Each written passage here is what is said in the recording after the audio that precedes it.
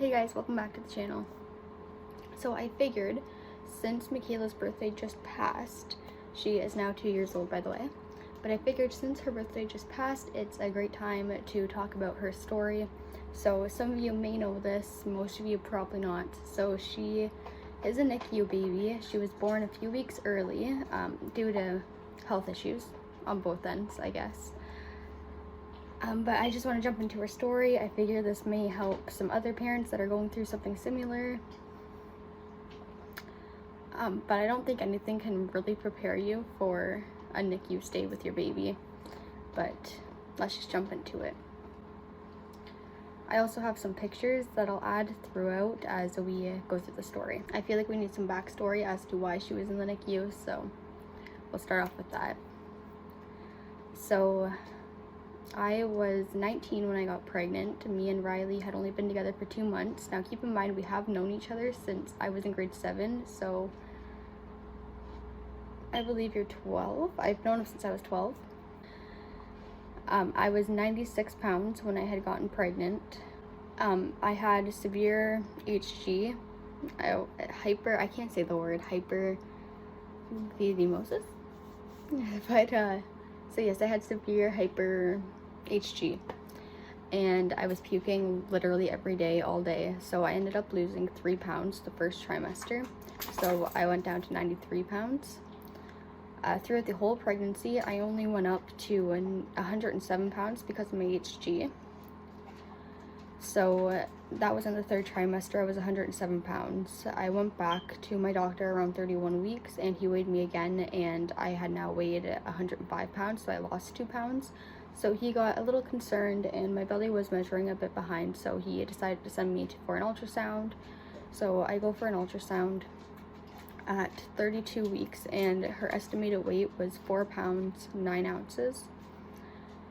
I went back at 34 weeks and she was now estimated at 5 pounds 5 ounces, 5 or 6 ounces at that point. And I was supposed to go back for another one at 36 weeks, but he decided we're just going to go ahead with an induction because the baby wasn't growing properly. So IUGR basically, which it stands for an intrauterine growth restriction. So it's when baby's not growing properly inside of you and not getting the nutrients that they need. So some doctors may feel it's best just to get the process moving and deliver the baby so that way it can get the nutrients that it needs outside of the mother's womb. I said wound. So 37 weeks, so I wasn't too early, like I had hit full term, but 37 weeks I go for my induction.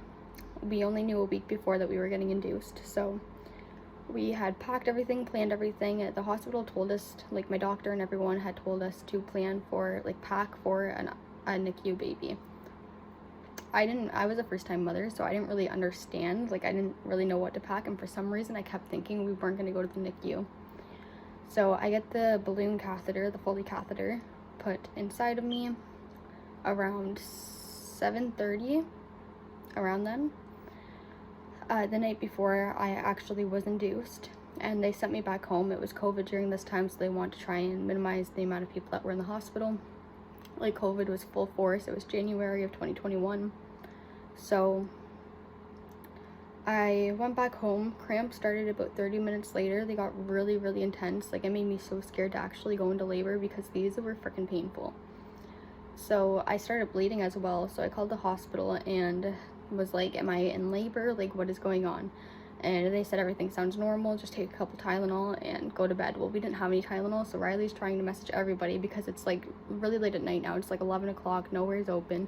So he's trying to message everyone. We did end up getting Tylenol, thank God. So I took a couple of those, which I really tried to avoid medication during my pregnancy, but like at this point I had to.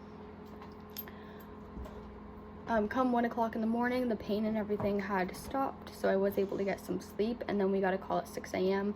to come into the hospital for 7. So I went in at 7 and I had antibiotics put in. I was GBS positive, like group streptococcus positive. I can't say half these words, but I'm trying. So I was group B positive, so they gave me antibiotics for an hour, and then they put me on the Pitocin around 9, I want to say it was. So labor started progressing. Like, I was starting to get cramps, like kind of low, and I was like, oh, this isn't that bad. And then they started to get worse. I asked the nurse if I was in labor, and she was like, no, you're not in labor, you're fine. So I was like, okay, like, well, I'm scared now. I was already 4 centimeters dilated, so I was technically in labor, but like, they kept telling me I wasn't. I did get an epidural at 5 centimeters because it was just way too painful for me. The epidural actually failed, so I was literally screaming in pain to the point where people were coming that were walking by the room. They were coming in to make sure I was okay because it hurt so bad. So they decided to give me another dose of epidural. So you already have the string in your back, and they just have to feed the medication through it again. But I was in too much pain to sit up for them to be able to give it to me. So they ended up giving me some morphine. I'm not sure how much or anything, but they did give me some morphine, so I was able to sit up. And they gave me another dose of epidural, so I was completely numb. I literally forgot I was in labor because I could not feel a single thing anymore. And it was like that for probably about like 3 hours. Like, I'm pretty sure I got the morphine and everything at 12. Like, I was still kind of there, but I was pretty out of it at that point. So things still kept progressing and everything. I started pushing around 3 o'clock in the afternoon. We started off with practice pushes, and then it got to the real thing, but I still couldn't feel anything properly, so like, I didn't know where to push. You don't really understand that saying until you actually give birth, but like, you have to push in a certain spot with a lot of force, but I didn't know where to push because I couldn't feel anything. So like, I didn't even really know she was coming out of me. So the doctor kept putting his fingers where I need to push, and I was trying, but I had no feeling whatsoever. So they ended up giving me an episiotomy. And now I just want to say a little story about this episiotomy. Make sure that you are informed and you have informed consent. Like, you can give informed consent. My doctor, it still makes me mad to this day. I loved my OB, but I was very upset with some of the things that he did. So he never told me that he was giving me an episiotomy. He had this long needle in his hand, and he goes, okay, Kyla, I'm gonna freeze you now. And I was like, what? Like, you're not gonna freeze, or you're not gonna cut me, are you? And he goes, I'm sorry, Kyla, but we're gonna have to. But like, the fact that he was never going to tell me, he was just going to do it, made me really upset. And he never said like, oh, this is a risk of getting an epidural, like this and this could happen. Like, he never said that, because an episiotomy is a risk of getting an epidural, or, well, yes, an epidural, but being induced as well. So after he said that, the one nurse said like, oh, it's not that bad, you won't feel a thing because you're frozen. Well, I didn't care about that part. I was like, okay, well, what's the recovery like? Because I was so afraid to get stitches. Like, when I didn't really know much about episiotomies, but I was in a Facebook group, and some people had already had their babies, and they had spoke about it. So I read a little bit about it. I was like, oh my god, like, I really hope I don't get that. But that was just like a quick thought through my head. Like, I didn't think any more of it. I really didn't think I was gonna get one, but it happened.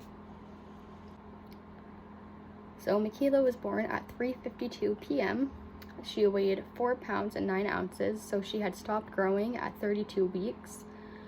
And she was so little. They put her on my chest quickly, and we got a quick family picture, and then they took her.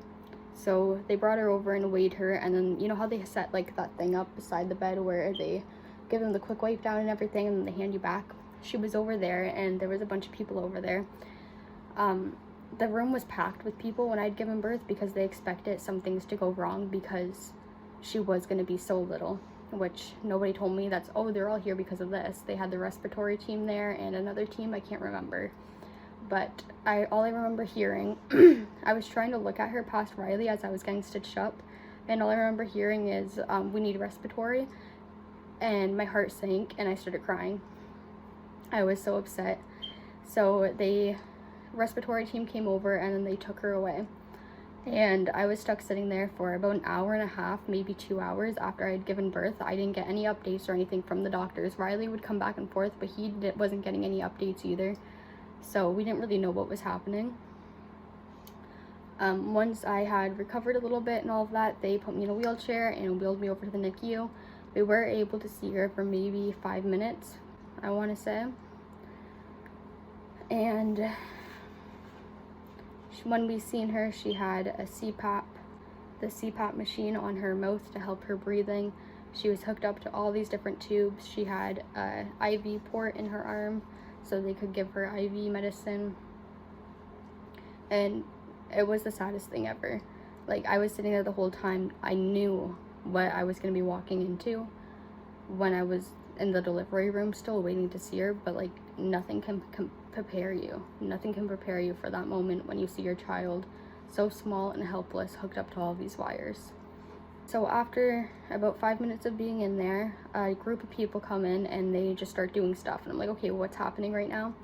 And we were told that she had to get an x-ray to see how developed her lungs are. So they told us just to go back to her room. So we did that. Said they'd call us back down when they were done everything. So we went back to our room, and it was literally 3 hours later I was finally able to go back down and see her. I was never told anything about how her x-ray went or anything like that. She was taken off the CPAP, so I'm assuming it went well. Riley went in. We had to go separately, like only one of us could be with her at a time because of the COVID visitor restrictions and all of that. So Riley was actually the one that went up to the doctor and asked like what happened with that. And so she had told him, this wasn't her pediatrician though that was taking care of her throughout this whole time, it was just the girl that was on.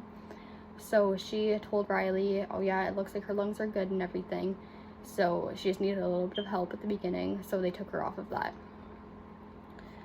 So after that next visit, then one nurse, I asked why she was in the incubator, and the nurse said has low blood sugar, she's not maintaining her body temperature, and they need to monitor her breathing as well. So okay, that's all good and dandy. They tell us to go back to the room, so I went back to the room. Riley had to leave at 8 o'clock because of the COVID restrictions. He could only be there from 8 a.m. to 8 p.m., so I was left alone all night. They came back down at 3 a.m.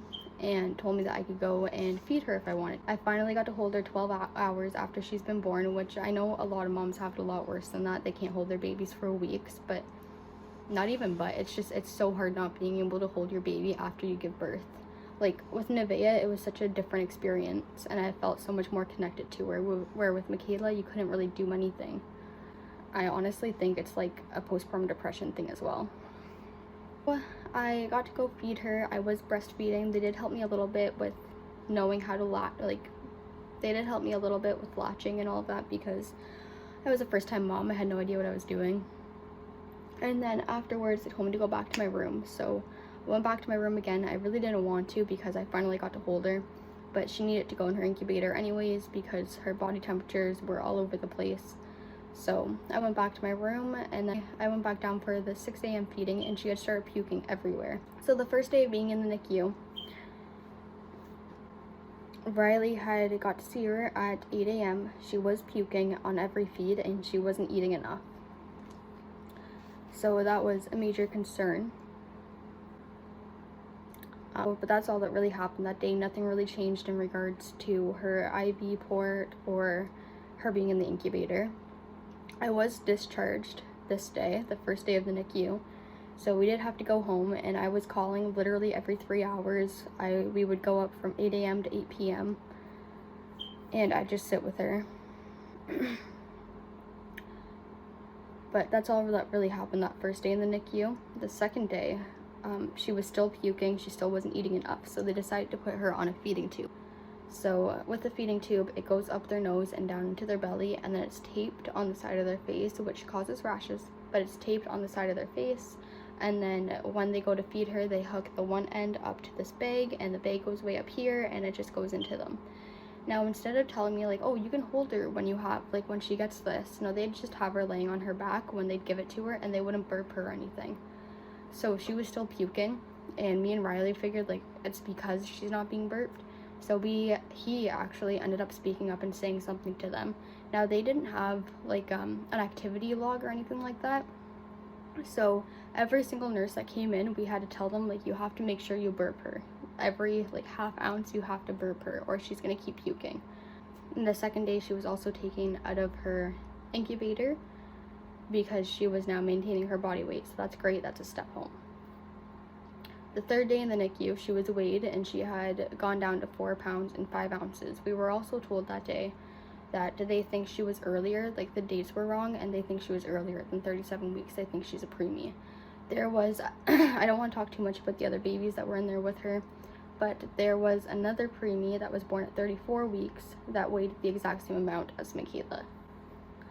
So, and Mikaela still had like the fuzz on her and everything like that, and there was a few other things that indicated she was younger than 37 weeks. So the fourth day in the NICU, her blood sugar has gone up at this point, and she's starting to feed regularly. So they took her IV port out finally. Her feedings are going great. At this point, they're thinking about, okay, get them out of here. They started giving me the talks about taking her home and all of that, so I'm getting really excited. So they did her newborn screening. Everything, I'm assuming, looked perfect because our doctor never came back and said anything. So they did all of her newborn screenings. She passed her hearing test, she passed the visual test, she passed the heart murmur test, like the heart condition thing. And then they took her blood work, but she did fail the jaundice. So she was high risk for jaundice. There's like different levels. I learned this time with Nevaeh, there's different levels depending on how many days old they are. So she was high risk.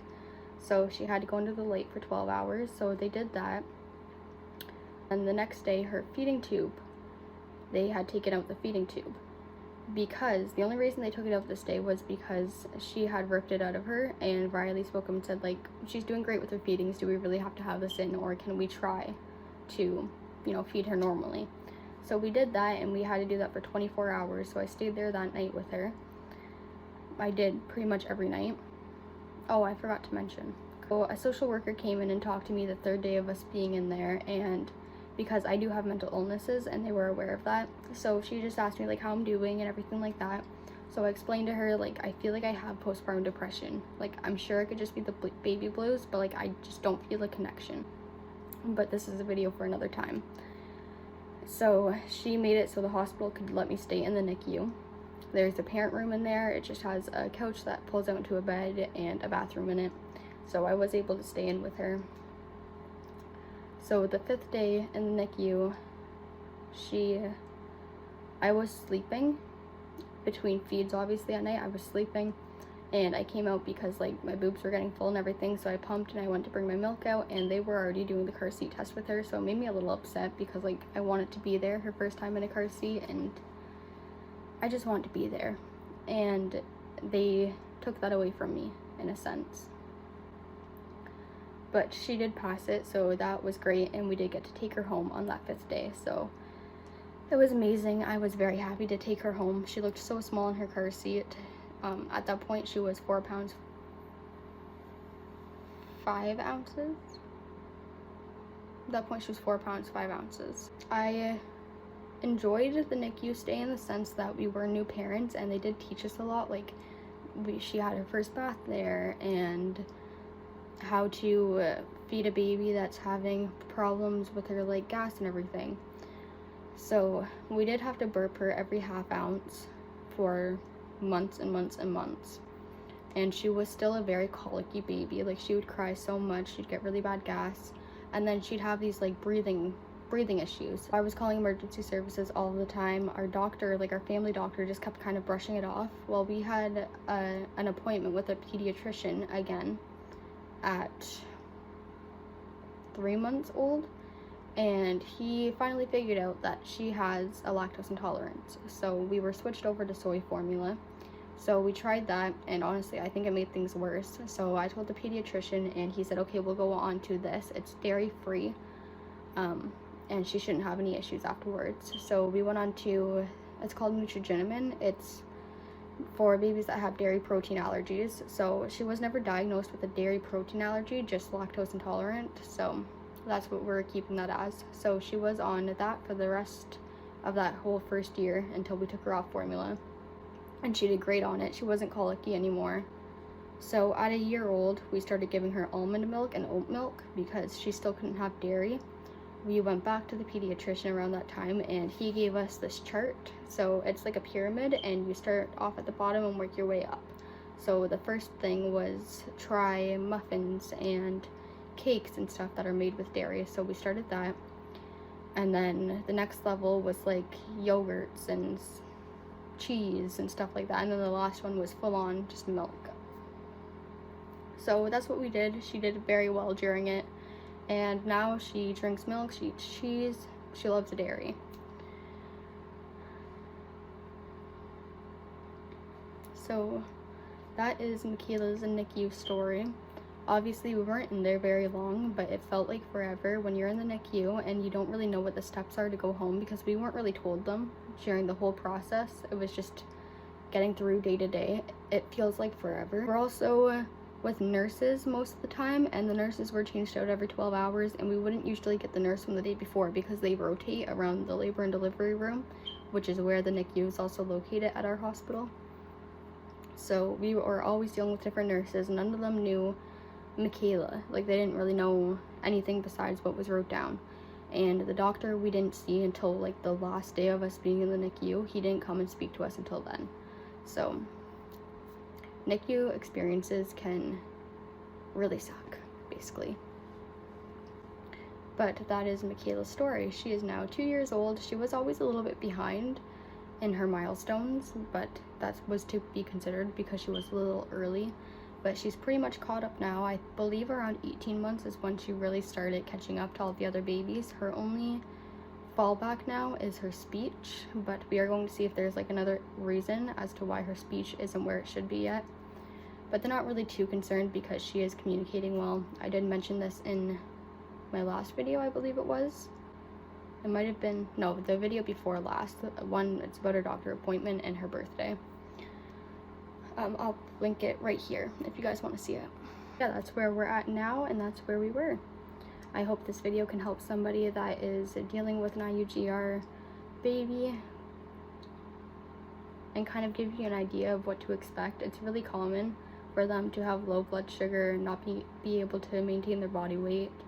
The breathing is a little different. Like, don't expect that if you go in, but prepare yourself for it just in case. Alright, I was gonna upload this video on Tuesday, but I record it the wrong way, so to be able to edit videos properly I have to have my camera a certain way, and I had it the wrong way, so I couldn't edit it properly. It would have looked silly being posted on YouTube, so that's why this video took so long.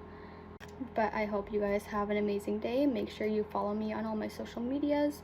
I do have my kyla.downs account, which is my personal Instagram, but I do post updates and stuff on the kids more there. So that's at kyla.downs_. I have one for this YouTube channel. It's called the Sparks Family _. I have TikTok, which I just hit 1,000 followers, so I will be going live here soon.